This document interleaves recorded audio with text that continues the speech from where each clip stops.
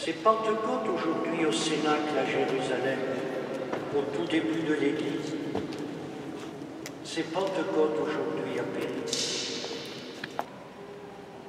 Ce que l'Esprit a fait pour les disciples au Cénacle, il le fait pour vous aujourd'hui, chers amis. Aujourd'hui aussi, comme les disciples, il y a plus de 2000 ans, pour vous, cette fête de Pentecôte est décisive. L'Esprit Saint, que nous appelons l'Esprit de force et d'intelligence, a fait des disciples de vrais témoins du Seigneur Jésus, de vrais témoins. Notre confirmation à tous, votre confirmation, chers amis, ce matin, fait de vous et de nous, doit faire de vous et de nous tous des témoins clairvoyants et fermes. Un chrétien confirmé, et vous nous dites bien qu'il est possible de l'être à tout âge. D'année en année, nous avons de plus en plus de demandes de baptême et de demandes de confirmation dans notre diocèse. Rendons grâce à Dieu. Un chrétien confirmé, il est possible de demander ce sacrement à tout âge, est appelé à être un membre actif, dynamique, militant dans l'Église et dans le monde, et non pas un membre honoraire ou passif. Le confirmé est un témoin du Seigneur dans tous les secteurs de sa vie. Dans tous les secteurs de sa vie. Encore faut-il qu'il se laisse conduire par l'Esprit Saint, qu'il se laisse façonner par son amour. Alors, vous êtes en droit de me demander comment y parvenir. Je vais vous répondre, comme je le fais d'ailleurs chaque année, à chaque confirmation d'adulte, tellement cela me paraît important. Je vais vous répondre en vous indiquant 3 chemins sur lesquels nous devons tous d'ailleurs nous engager pour être témoins.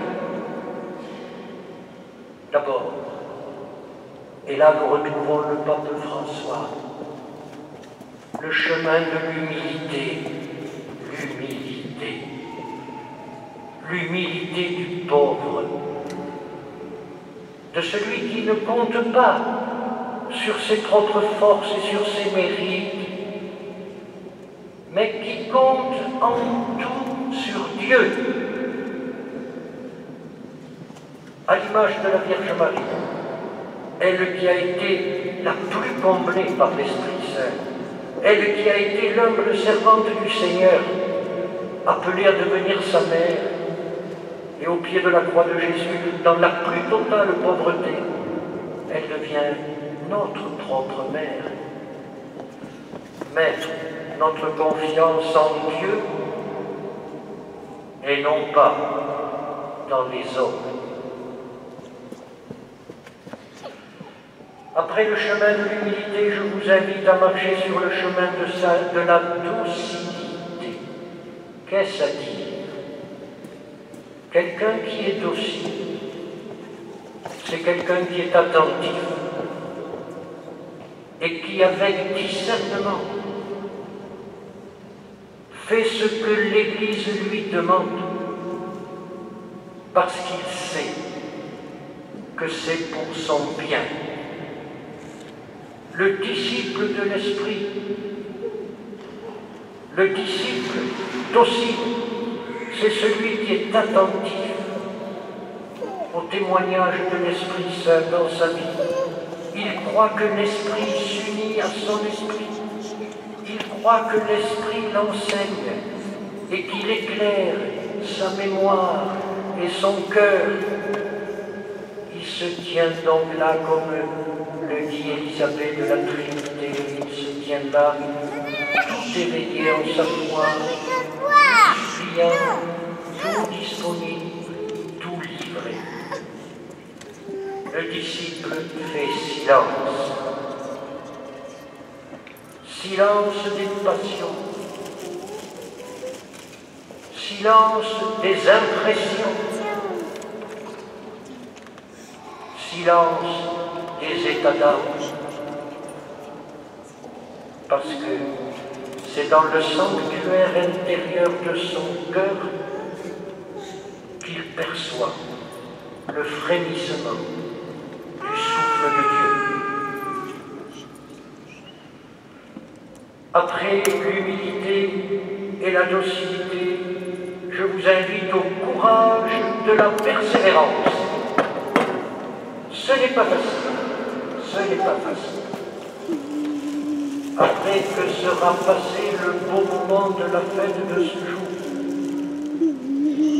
pour que le Saint-Esprit du Père et du Fils vous comble, vous imprègne, vous transforme vraiment, vous fasse vivre vraiment la vie de Dieu, Jésus vous demande de tenir bon, d'être persévérant et fidèle jusqu'au bout, quels que soient les événements qui marqueront votre histoire et celle du monde avec ses petitesses, ses doutes, ses péchés.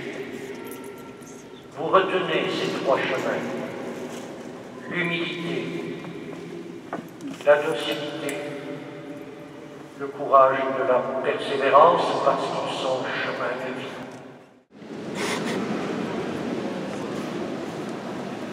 Annick s'approche, Camille, Carlos, Christopher,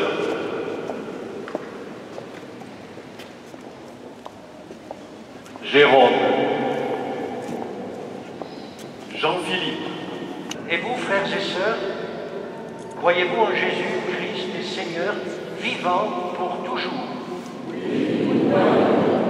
Chers amis, croyez-vous en l'Esprit Saint qui va vous être donné aujourd'hui à la Sainte Église catholique, à la communion des saints, au pardon des péchés, à la résurrection de la chair et à la vie éternelle?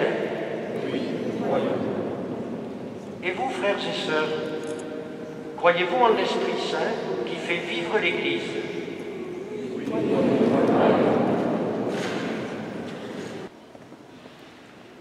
Dieu Père très bon, Dieu Père de Jésus-Christ notre Seigneur, regarde ces baptisés sur qui nous imposons les mains.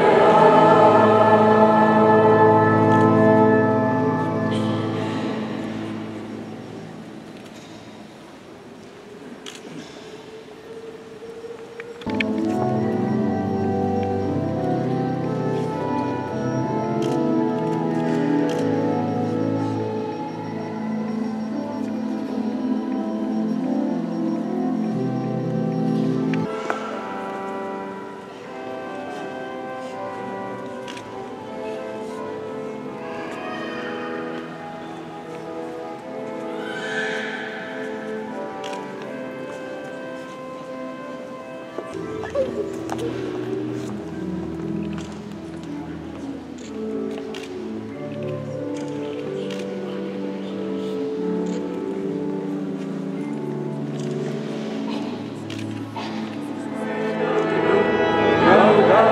Dominum, omnes gentes, alleluia. Laudate Dominum, laudate Dominum, omnes gentes, alleluia.